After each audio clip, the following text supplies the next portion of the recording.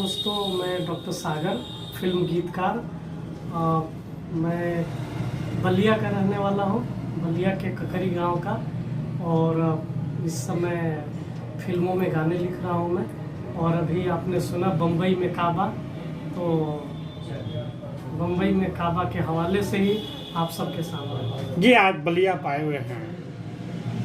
आज आशीष त्रिवेदी के आमंत्रण पे मैं यहाँ बलिया आया हुआ हूँ। संकल्प जो सांस्कृतिक मंच है आशीष त्रिवेदी का, उस मंच से मैं एक्चुअली उनसे जुड़ा भी हुआ हूँ, आशीष त्रिवेदी के मंच से। और बहुत गौरवान्वित महसूस कर रहा हूँ कि मुझे संकल्प के मंच से बोलने का आज मौका।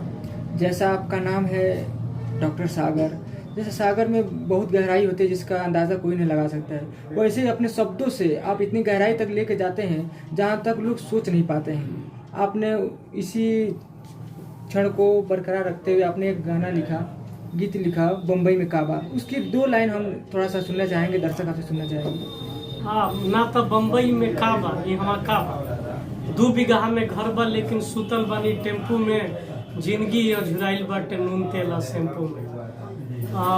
गांव शहर के बिचवा में हम गजबे कंफ्यूज आइल बानी, गांव शहर के बिचवा में हम गजबे कंफ्यूज आइल बानी। 2 जून की रोटी खातिर बॉम्बे में हम आइल बानी। काबा ना तो बम्बई में काबा। जी, आप बलिया जिला के निवासी हैं और आपने अपने इस गीत के माध्यम से, अपने संघर्ष के माध्यम से मुंबई में जाकर बहुत कठिन परिश्रम करके आपने बलिया जिले का नाम रोशन किया हुआ है। तो इसमें आप किसको श्रेय देना चाहेंगे? कितना मेहनत आपको लगा, कितना संघर्ष करना पड़ा आपको? देखिए, मैं तो इसको संघर्ष मानता नहीं। मैं चूंकि मैंने ख्वाब देखे थे गीत बुनने के, तो मेरी ये यात्रा रही है, गीत बनाने की यात्रा रही है, तो मैं इसको संघर्ष नहीं मानता। मैंने जो पूरा ये प्रोसेस है, जो 10 साल पहले से लेकर के अब तक का मुंबई में जो मेरा बम्बई में काबा के मुकाम तक पहुंचने का की जो जर्नी है, इसको मैं संघर्ष नहीं मानता, इसको मैं एक यात्रा मानता हूँ, एक सुखद यात्रा मानता हूँ। सागर भैया रउआ भोजपुरी में गाना जो बम्बई में काबा काफ़ी प्रचलन में अला, ओकरा बाद भी एगो रउआ नौजवान लोग खातिर गाना लिखले रहनी है बाए बबुनी करके। तो ओकर जौन वर्डिंग रहला, ओकरा में जौन भोजपुरी और जौन इंग्लिश के मिक्सचर भइला, ओकरा के काफ़ी युवा लोग सराहल है। तो ऐसन का सोच के ऐसन गीत के मने रुआ बनी? ऐसा सोच के कि देखा जौन मॉडर्न टेक्नोलॉजी बाटे, जौना शब्दावली में आम आदमी बात कर रहा बाटे, तो वही शब्दावली में अगर गीत लिखल जा तो ओकरा के यूथ के कनेक्ट कइल जा सके। ई एगो हमारा अंदाजा रहे, तो वही अंदाजा से हम लिख दिए कि दिल में डिलीट वाला ऑप्शन कहाँ बा। यूथ एकरा के बहुत पसंद कर रहा है। बहुत बहुत शुभकामना हमनी के साथ है। जी जी जी, बहुत बहुत धन्यवाद बाटे, बहुत शुक्रिया जी। नीक लागेला तब जब आदमी के अपना जमीन, अपना मिट्टी, सरजमी पे प्यार मिलेला। एजा बलिया में बड़ा बड़ा प्रोग्राम में आदमी आवता जाता, आखिर बलिया में चारों आदमी बुला के और बतियावे लागे या सुने लागे, ओकर जादू अलगे होला। तो आज संकल्प के मंच से आशीष त्रिवेदी की तरफ से जब आमंत्रण मिलल हमरा, ये हम एकरा के व्यक्त नहीं कर पावत कि हम कितना खुश बनी अपना बलिया में, अपना ज़मीन पे बोल के। तमाम यहाँ विद्वत जन और तमाम बड़े बड़े लोग जिनके नाम हम किताबों में पढ़ते हैं, यहाँ बैठे हैं, पत्रिकाओं में जिनके नाम हम पढ़े, जिनकी रचनाएं पढ़े, तो वो हम इस मंच से देखते हैं। तो एक्चुअली केदारनाथ सिंह का तस्वीर ही जब बाटे। आपका नाम श्वेतांग। तो केदार जी कहले बानी कि जे आदमी जे 20 बरस गांव में रह गए, 20 बरस शहर में, वो कहीं का ना हो। तो गांव शहर के बिचवा में हम गजबे कंफ्यूज आइल बानी। बहुत बढ़िया। ये वही लाइन वही है। लाइन। अभी तस्वीर देखिए यार ये तो वही लाइन वही लाइन। कि गांव शहर के बिचवा में हम गजबे कंफ्यूज आइल बानी आ 2 जून की रोटी खातिर बॉम्बे में हम आइल बानी। तो जोन कंफ्यूजन बा ये जोन इतना बड़हन विद्वान के जोन बात बा ये हमरा कविता में ऐसे ही लिखे आई। ये बात बलिया का बा, एकरा संस्कार का बाटे, ये मिट्टी का बाटे कि ये बात घूम के आई बाटे। हम जब बम्बई में हमरा 10 साल हो गए। 10 साल में हम क्यों ऑटो में अगर बैठी, चाहे जो ना बिल्डिंग में बानी या सिक्योरिटी गार्ड, 2 लोगों से हम जरूर बतियाई कि कहाँ का रहे वाला हुआ, चाहे तो कितना कमा लेगा महीना में, तो सब बताइए से इधर आज गोरखपुर, बलिया, देवरिया, आजमगढ़, छपरा, सिवान, भभुआ, यही सब बताते हैं। तो सिक्योरिटी वाला भी सब इलाहाबाद से लेके आई कमाई बन के हम सिक्योरिटी वाला डबल ड्यूटी खटा था। मैं कुर्सी पे बैठे बैठे सिक्योरिटी वाला ऊँग रहा, काहे भाई काहे इतना हाथ बढ़ा। तो अरे साहब हो सोसाइटी में करी ना 12 घंटा, ओकर बाद सोसाइटी में दिन में और रात में, मतलब होश खराब हो जाए वाली बात बाटे कि आदमी 24 घंटा अगर ड्यूटी करता है तो जहाँ रही वही जैसे कितना आलस ओकरा हुई, कितना तकलीफ हुई, सुस्त हुई। बन के हम सिक्योरिटी वाला डबल ड्यूटी खटता ढिबरी के बाती के जैसे रोज रोज हम घटता। ये ढिबरी के बाती जो बाटे रोज रोज घटल, ये सिर्फ सेहत का घटल ना, सेहत तो उनका खराब होते बाटे। वो कहीं कहीं से 10-20 रुपया 30 रुपया का चावल सब्जी मंगा के वो लोग खाता है, तो हम देखा तो नहीं जाता। तो सिर्फ ढिबरी के बाती नियन शरीर नहीं घटा, पूरा सांस्कृतिक रूप से अपना बेटा बेटी, माई बाबू से लेके अपना जमीन। यही संदर्भ में हमरा एगो बात याद आ गई। मौलाना जलालुद्दीन रूमी का एगो फारसी में शेर बाटे, जवना का हिंदी तर्जमानी बा कि भावानुवाद होगा ओकरा के कहल जाए कि ये बांसुरी काहे रोत रहे, बांसुरी काहे रोवे। बांसुरी की जो आवाज है वो दर्द में ओकरा के मानल बा। तो बांसुरी अपना बंसवार से जुदा होके कट के अलगा हो जाएला कि पीड़ा में रोत रहे, जुदाई में रोत रहे। तो ये जो माइग्रेंट्स का जो दर्द बा वो वही बांसुरी लेखा अपना जड़ से कट के जे अलग हो गई बटे, जुदा हो गई बटे, ये उहे दर्द है। तो ये लोग जे अपन गांव छोड़ के मनवा हरियर लागे भैया हाथ लगौते माटी में, जियरा जो अटकल बाटे घर में चोखा बाटी में। 2 बीघा में घर बा लेकिन सूतल बानी टेम्पू में। भाई सोने की उनको बॉम्बे में जगह नहीं। ऑटो में सूतल तब पैर बाहर निकलल बा, मच्छर बैठल बना। और ओकरा बाद वो आदमी उसे पूछा तो बोले अरे भैया यहाँ छोटा भी आदमी हुई तो कुछ ना हुई, तो जहाँ बैल गाय बांधल बा वहाँ का कहल जाला डेरा अलग होला, कुछ नहीं, खटिया उठा के ढेर गर्मी बा तो खेते में। यहाँ से वहाँ 2 बीघा में घर बा लेकिन सूतल बानी टेम्पू में, और जिंदगी या झुराइल बाटे नून तेला शैम्पू में। केहू सवाल कैले रहे, ट्वीट कैले रहे कि जरा 2 बीघा में सूते के जगह हुई वो इजा आई, लेकिन ऐसा बात नहीं। क्या गरीब से गरीब आदमी को जोड़ल जाई तो हो जाई 2 बीघा में, कहीं भी खटिया बिछा के आदमी सूत जाता। कहने का लेखपाल लेके या जरीब लेके उनके नपौला का काम नहीं। मतलब ये मेटाफर भी है, मतलब एक के मेटाफर के रूप में भी लेवे के चाहिए। भाई सांप बंसवारी में सांप निकल जाई, इतना पाता के इतना मोट है ईजा से हो जाए, मतलब ईजा से इतना बताई ओकर 4 गुना बताई। तो ये मेटाफर में तो होखबे करेला कि भाई महबूब चांद लेकर थोड़ी हो, लेकिन मेटाफर तो ऐसा ही बनेला।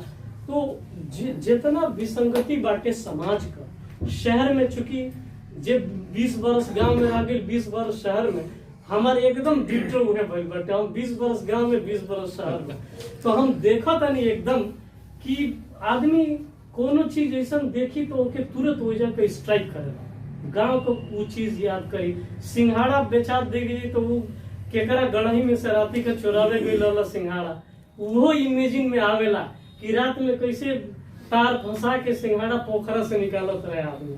तो जो पूरा इमेजिनेशन बाटे शहर में, जहाँ कोनो मॉडर्न मॉल में सिंघाड़ा देख के आदमी वो गांव के पोखरा के सिंघाड़ा याद आवे लगा। तो ये 20 बरस वाले जो चक्कर बाटे, ये दोनों में आदमी अजगाई रहेला। अब बाकी जो चीज बाटे जौना के जौन बेसिक राइट बा आदमी के, मौलिक अधिकार जौन बाटे, ओकरा के सबके मिले के चाहिए। सबके बढ़िया अस्पताल ओकरा आसपास होके के चाहिए।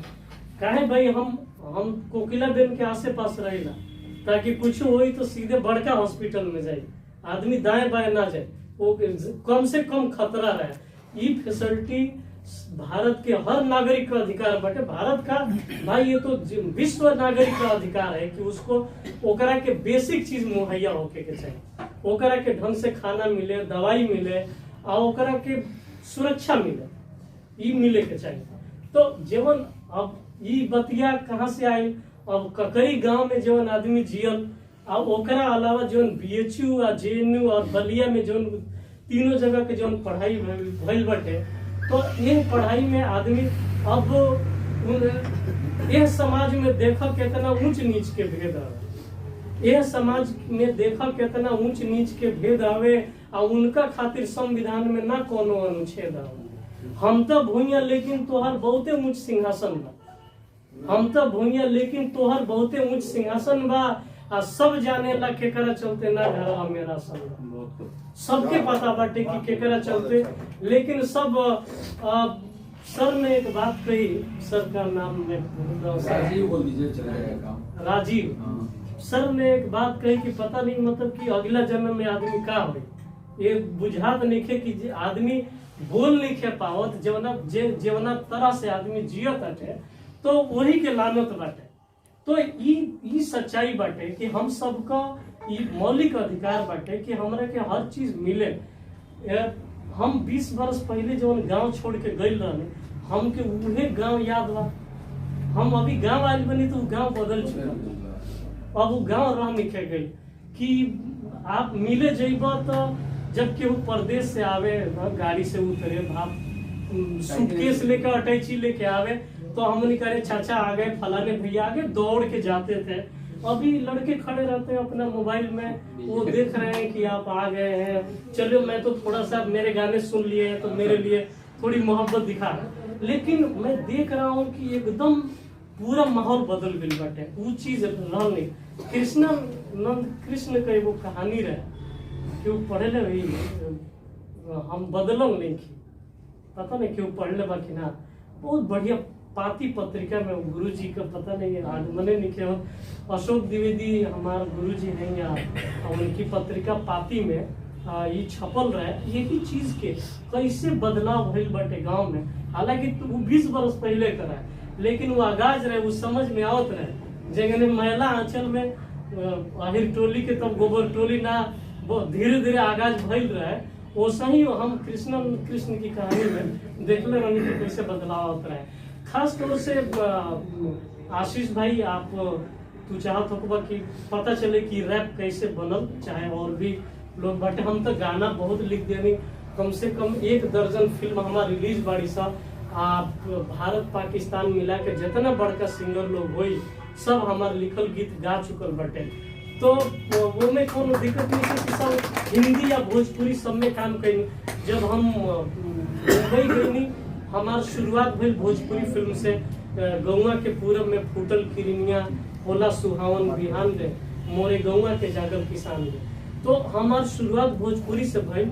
बाकी जब मुंबई में हम गई नहीं, तो बॉम्बे में यह तरह का माहौल ना रहे कि भोजपुरी के जो डायरेक्टर बा लोग, जे स्क्रिप्ट राइटर बा लोग, अपन तालमेल बनल ना। अपन पढ़ाई से आदमी, जब आप भिखारी ठाकुर भी पढ़ रहे हैं और शेक्सपियर भी पढ़ रहे हैं और शेली किट्स मिल्टन को भी पढ़ रहे हैं और मौलाना जलालुद्दीन रूमी से एक शादी पढ़ के गए, और ये मतलब कुछों का अल बल बतियाएंगे तो आपका ऐसे ही आप भाग जाएंगे छोड़ के।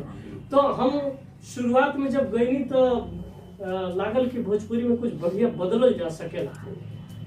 लेकिन एक दो फिल्म में लक्ष्मण रेखा एगो फिल्म रहे, गंगा किनारे प्यार पुकारे, दूगो फिल्म में गाना लिखने जे सुनल ओकरा अच्छा लागल। कोनो मकाम वो फिल्म ना बनौली सा, ऐसे दूर तलक अपन बात ना पहुंचल आके पे। हाँ, तो अब ओकरा हम बहुत दिन से परेशान रहले कि कैसे भोजपुरी में काम कल जा बढ़िया से, और जब क्यों ना मिले तो हम धीरे धीरे हिंदी में शिफ्ट कर गए और हिंदी में गाना लिखे लगनी, काम होके लागल। हमार शुरुआते श्रेया घोषाल से भइल।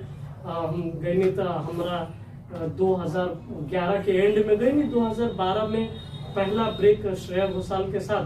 बाकी शान और के और सुनिधि चौहान और तमाम लोग गाए, फिर अरिजीत सिंह और राहत फतेह अली खान, आतिफ असलम, जुबिन नौटियाल सब ने गाए।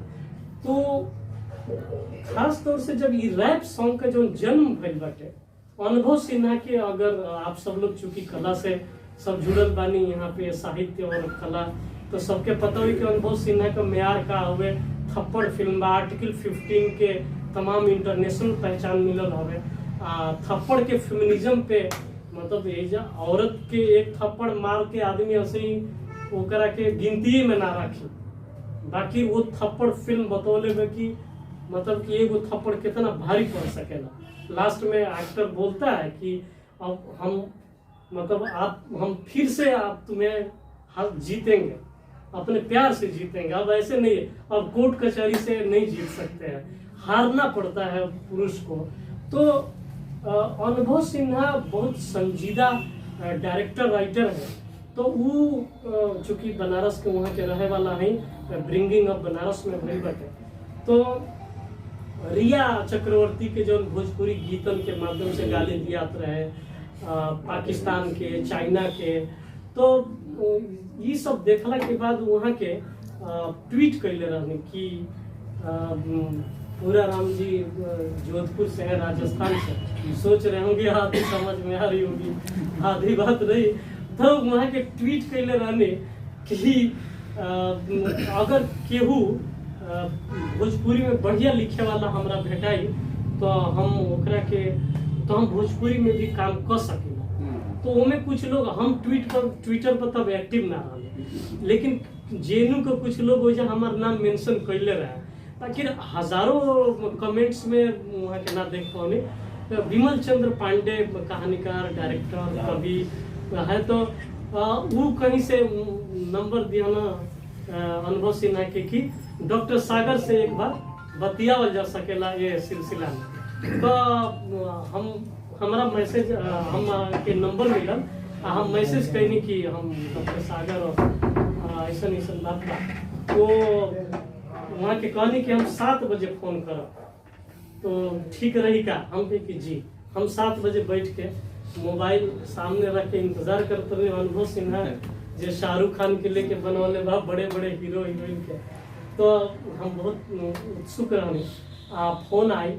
अब वहाँ के अभी का जो टाइम बटे, खास तौर से गीत लिखला का, वो एक्चुअली म्यूजिक डायरेक्टर का बहुत बड़ा खेल हो गया। एगो टाइम रहे कि म्यूजिक का खेल ना रहे, मतलब साहिर साहब तो तब पहले फैसला लेते रहे कि के म्यूजिक डायरेक्टर। अभी का जो टाइम बा वो म्यूजिक डायरेक्टर का टाइम रहे, केहू का म्यूजिक डायरेक्टर का खेल बाटे।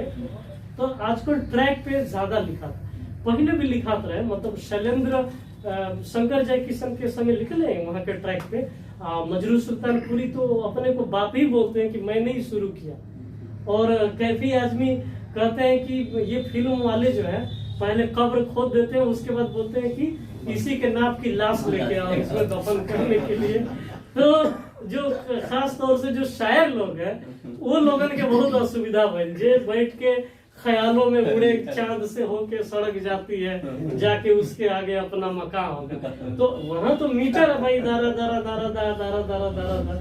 मैं इसलिए बोल रहा हूँ कि तमाम लोग ऐसे भी होंगे जो उत्सुक होंगे गीत लिखने के लिए, जो सीखना चाहते होंगे, तो ये पॉइंट ऑफ व्यू से भी फायदा मिले के चाहिए। गीत फिट करेगा पड़ेगा। हाँ, तो जो मीटरिंग बाटे कि दारा दारा दारा दारा दारा दारा दारा, तो हमरा लगे जो मीटर आए, अनुभव सिन्हा कहली कि हमरा लगे एगो मीटर बाटे, अब वो रहे अमेरिका का कोनो मीटर है रैप है। दिस इज अमेरिका एक रैप सॉन्ग मुझे बहुत मशहूर भइल बाटे, आप लोग भी सुनब मौका मिली तो दिस इज अमेरिका। तो मीटर भेज देनी आ दिस इज अमेरिका हमरा के लिंक भेजनी, हेकरा के सुन ला, हमरा के इहे तासीर गरम होला, रैप का तासीर गरम होला तभी। तो एकरा पर यही मीटर पर हमरा चाहिए, तासीर ये चाहिए, गर्म जोशी रहे लेकिन बदतमीजी ना चाहिए। तो बड़ा टाइट हो जाला जब मीटर आइडिया सब पे बंदिशें। फिर हम वो ट्रैक के सुननी, हम कुछ ना करेंगे, फिर हम सुत गए। सुबह उठनी तो मीटर के फिर बजौनी, दादा दारा दादा दारा दादा दारा, ये मीटर था उस रैप का। तो मेरे दिमाग में आया, बात तो यही लिखनी थी कि शहर और गांव के बीच का जो अंतर्द्वंद है एकरे पे बात करे के रहे। हम जानते रहे कि जब हम क्रैक कर दी पहली लाइन तो अंदर का समंदर के हम संभाल ले। तो मीटर कहता थे कि ना तो बम्बई में का बा यहाँ का बा, मीटर ये कह रहा था दारा दादा दादा दारा दारा दारा, ना तो बम्बई में का बा यहाँ का बा, ये मीटर कह रहा है। ये लाइन जब आई, ये लाइन पहले ही आई, मोबाइल उठौनी, मीटर बजौनी, बिस्तर पर या बिरानी आँख खोलते और यह लाइन आ गई कि ना तो बम्बई में का बा यहाँ का बा। हमरा लागल कि हम क्रैक कर दे। अब 2 बीघा में घर बा लेकिन सुतल बानी टेम्पू में, बाकी का हम काफिया के बहुत खिलाड़ी है। हम काफिया में बात मतलब बहुत बढ़िया से लेके बात आ जाएगा, ये हमरा पता बा कि सामने वाला के हम धराशायी कर दे। हम सुनाए कोनो डायरेक्टर के अगले हम 10 बरस में कोनो डायरेक्टर के यहाँ गई लोग अपन काफिया रदीफ बना के और फेल नहीं किए गए, अभी कॉन्फिडेंस भरपूर बाटे। 3 जब टुकड़ा हम लिख लिया कि बन के हम सिक्योरिटी वाला डबल ड्यूटी खटत ढिबरी के बाती के जैसे रोज रोज हम घटत पढ़े के हमरे के मजा आवे लगा। यह लाइन के पढ़ने के हमरे के जब मजा आवे लगा तो हम पूछनी अनुभव सिन्हा से पूछले रहनी कि रवा कब कंफर्टेबल रही सुबह से। वहाँ के कहने कि हम 11 बजे से हम फोन ले ला, बाकी हम इतना एक्साइटेड हो गए कि 10:30 बजे लगा दिए फोन लगाओ नहीं। हाँ बोलिए, हम देने के सब लिख दिया। तो हाँ सुनाइए। तो हम जब सुनो नहीं तो पहली लाइन बोले कि क्या बात, और जब पहली लाइन में बोल दिए तो हम समझ गए नहीं कि अब अंतरा में तो मतलब ही नहीं बनता। हाँ फिर तो घेर लेंगे। हाँ तो जब हम अंतरा सुनोगे तो क्या बात है, वाह, उधर से उनका रिस्पॉन्स आया। और फिर मैं उसी रवानी में बहुत बड़ा रैप लिखा। हम ज्यादा लिखबो करिए, हम कोनो गाना के सिर्फ 3 अंतरा और 2 अंतरा ना लिखे। हमारी कोशिश रहला कि हम डबल लिखे, 6 अंतरा लिखे। ओकर ये फायदा होला कि अब हम कर्पूरी ठाकुर जो चीफ मिनिस्टर और बिहार का ऊपर गाना लिखने है तो लिख दिया नहीं इतना कि डायरेक्टर प्रोड्यूसर लोग अजुराइल बा अभी ले कि हई रखल जाओ ना हई रखल जाओ, हई ज्यादा ठीक बा का सर हई रखल जाओ क्या है, अपना वो काम करते रहे। तो हमें ना कि यार फिर लिखिए, मैं दोबारा लिखना नहीं चाहूँ।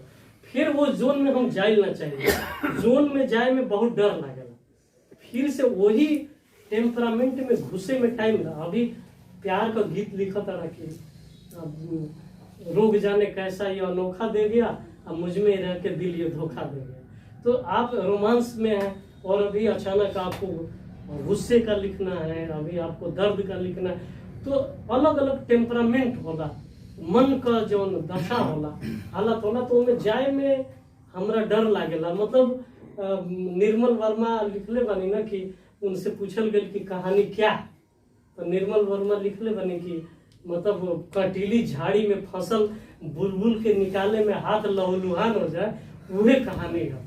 हमरा बुझाला कि एकदम एकरा के तो गीत का मतलब डेफिनेशन बनावे के चाहिए, जौन परिभाषा बटे कि गीत के वही कटीली झाड़ी में फसल बुलबुल निकाले में हाथ लहूलुहान हो जा, वही गीत बाटे। उतना मशक्कत, उतना मुनव्वर आना का एगो लाइन है कि हमने गजल पढ़ने में लहू थूक दी, तो ये कोई बच्चों का खेल नहीं।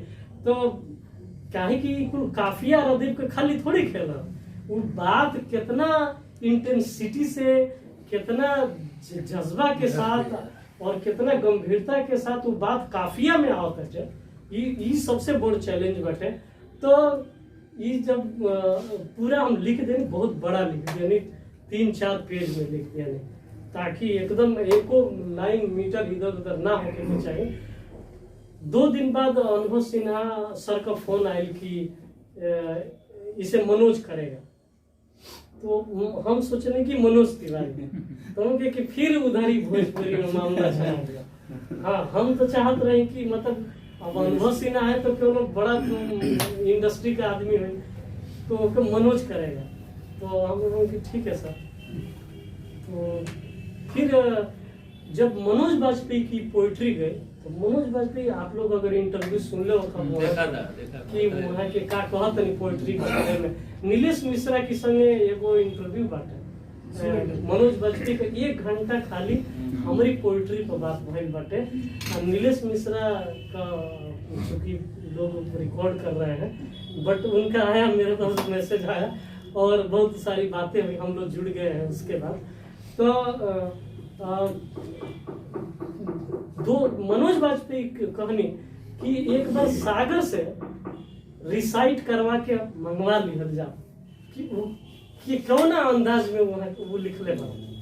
अनुभव सर का फोन आया कि मनोज वाजपेयी ऐसा बोल रहा है। हम वो मनोज वाजपेयी, अरे हम तो सत्या देख के हम सत्या देखला के बाद हम पागल रहने की मनोज वाजपेयी से हमार बस 2 ही लोगों से मिले की ख्वाहिश रहे फिल्म इंडस्ट्री में, मनोज वाजपेयी से और अनुराग कश्यप से। तो अनुराग कश्यप से मुलाकात तो नहीं है भाई, बाकी वहाँ के ट्वीट कर दिल बनी हमार नाम लेके कि हमारे लिरिसिस्ट डॉक्टर सागर, ऐसा करके उन्होंने ट्वीट किया। तो हम बहुत दूर नहीं है उनसे, उनके आसपास में हैं। तो फिर हम रिसाइट कैली, रिसाइट करके आप भेजली। फिर रिकॉर्डिंग में सबसे पहले म्यूजिक डायरेक्टर, ओकरा बाद हम, जस्ट हमारे संगे संगे मनोज वाजपेयी, कुछ देर बाद अनुभव सिन्हा। पहला दिन जो रिकॉर्ड भेली रहे, तो मनोज वाजपेयी खुद सेटिस्फाई ना रहनी वहाँ के, हमू ना रहनी। कुछ जैसे कि आके देख सहरिया बबुआ का भेड़िया धसान लगे, मुर्गी के दरबा में जैसे फसल सभे के जान लगे। तो आके देख सहरिया बबुआ का भेड़िया धसान लगे, तो आके देख सहरिया बबुआ, अगर वहां रोक दिए तो भेड़िया धसान नहीं घुस पाएगा। ये सब खेल है थोड़ा सा।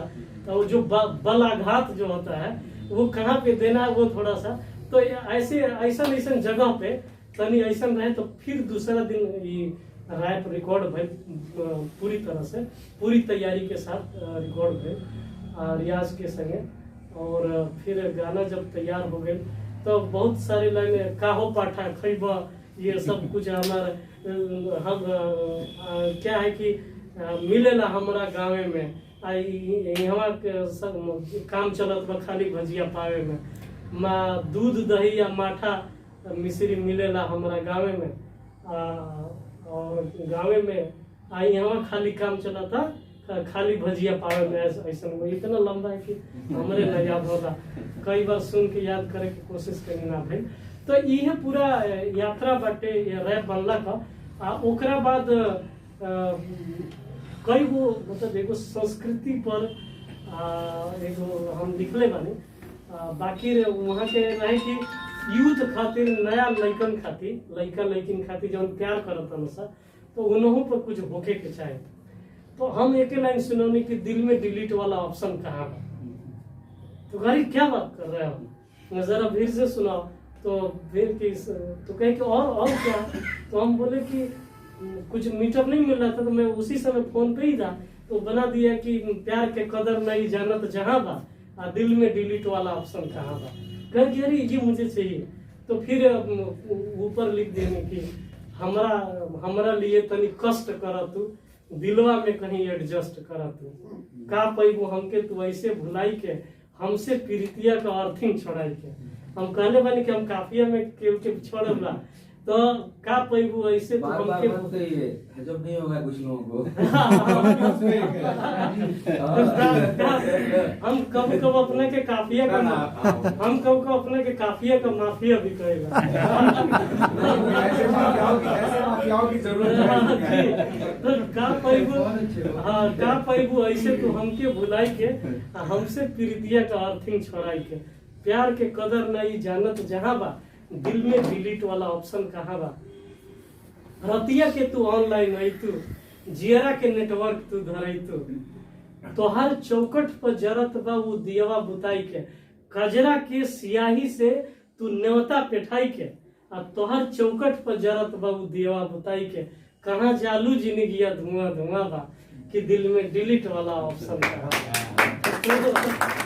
तो ये जो मेकिंग है गाने की, और अनुभव सर का हम सबको सबसे ज्यादा हमनी के शुक्रगुजार होके के चाहिए अनुभव सिन्हा की। बिल्कुल कि अनुभव सिन्हा जैसा हिंदी का बड़ा डायरेक्टर, उनका घर में क्यों भोजपुरी ना बोलेला। अनुभव सिन्हा खुद कहनी कि हमरा बढ़िया भोजपुरी ना आवेला, तोहरा ऊपर जिम्मेदारी बा। हम कुछ शब्द के चेंज करें तो तुरंत, हाँ सागर जैसन बोला था ना वैसे तुरंत करा भाई, तुरंत म्यूजिक डायरेक्टर और सबके तुरंत उनका फरमान जारी हो जाए। तो उनके बहुत कम आवेला, वहाँ के कहेला कि हमार माई भोजपुरी बोलस, माई अब नहीं तो उनका संगे भोजपुरी हमारा घर से चल गए। तो लेकिन उनका भीतर जो माई बोलने बड़ी भोजपुरी, उसे इतना लगाव बा। खुद अंग्रेजी बोले वाला लोग हमेशा बेटा के साथ बात करें तो खुद वो लोग अंग्रेजी में बतिया वाला लोग कि भोजपुरी के प्रति बहुत बड़ा चैलेंज बा, रिस्क बा। कि कमेंट्स हम देखत रहनी कि अरे हिंदिया में अब काम लिखे मिलत का, ऐसे ऐसे लोगों के थर्ड क्लास के कमेंट लोग कैले बाटे। हाँ अलबत्ता हमरा यूट्यूब पर जो गाना बा बम्बई में का बा, ऊपर कमेंट बढ़िया बढ़िया बा, 55,000 कमेंट्स बा, वो बढ़िया बढ़िया बा। वो पोइट्री पर लोग इसे समझ में आवता कि पोइट्री के चाहे वाला लोग बहुत बाटे। इसे यूहो बात एगो समझ में आवता कि अगर भोजपुरी में बढ़िया मेटाफर के साथ काम कइल जा तो एकरा के हमनी के यूथ के पकड़ सकेला। साफ स्वस्थ सुंदर जौन मेटाफर बा, आ उ सब मेटाफर कौन बा? उ सब मेटाफर उहे बाटे जौन हम समकालीन भोजपुरी साहित्य पाती, विश्व भोजपुरी सम्मेलन पटना पांडे कपिल से लेकर के और तमाम जो लोगों ने काम किया है, जौन पत्रिका में, यह पत्रिका में बाड़ी सर जौन रचना, यही रचना के अगर हमनी का फिल्म के माध्यम से, हमन का एल्बम के माध्यम से अगर लेके आवत नहीं जब मार्केट में, तो वो मार्केट से हमनी का जगह बना सकेला। ये कमेंट्स पढ़ के हमारा हौसला बुलंद बाटे ये समय कि यूथ के बढ़िया चीज चाहिए। कि हर यूथ ऐसा नहीं है कि ओकरा के यह तरह का गीत चाहिए जो तमाम भीड़ जो है कि बोलत है। तो यह बाटे पूरा यह अंतर यात्रा बाटे। भोजपुरी को बोल रहे हैं, अब वहाँ जाके अलग जगह हैं, बहुत बड़ी बात है। और ये पूरी दुनिया में अलग जगाएंगे, ये शुभकामनाएं और भाई हम लोगों की दुआएं तो हमेशा साथ हैं आपके। तो छोटी सी कविता लिख दिया हूँ, एक सुना दे रहा हूँ। अपनी भोजपुरी में लौट जाऊंगा। मैं भोजपुरी में पैदा हुआ, पला बढ़ा हिंदी में। मैं भोजपुरी में पैदा हुआ, पला बढ़ा हिंदी में। अब अंग्रेजी में खूब कमा रहा हूँ, अब अंग्रेजी में खूब कमा रहा हूँ, पर बूढ़ा होकर लौट जाऊंगा फिर से अपनी भोजपुरी में। पर बूढ़ा होकर लौट जाऊंगा फिर से अपनी भोजपुरी में। बुढ़ापे का सबसे सुरक्षित ठौर मेरी भोजपुरी है। क्या बात है। बुढ़ापे का सबसे सुरक्षित ठौर मेरी भोजपुरी है। मेरे बचपन की भोजपुरी, मेरे बाप दादाओं की। सृष्टि के आदि कवि वाल्मीकि के कंठ से जब वाल्मीकि रामायण का प्रथम श्लोक प्रस्फुटित होता है तो वह गंगा तमसा का किनारा बलिया की धरती में होता है। अगर चूंकि सारे प्रबुद्ध जन बैठे हुए हैं, अगर मैं गलत नहीं कह रहा हूं तो जहां तक मेरी जानकारी है, मेरी जानकारी के अनुसार वाल्मीकि के कंठ से निकलने वाला पहला श्लोक बलिया की वसुंधरा पर निकला। तो भृगु के तब आ याग बलि के सृष्टि के ही आदि कवि के कारुणिक स्नेह परिपाटी ह बागी बलिया के माटी ह बागी बलिया के माटी।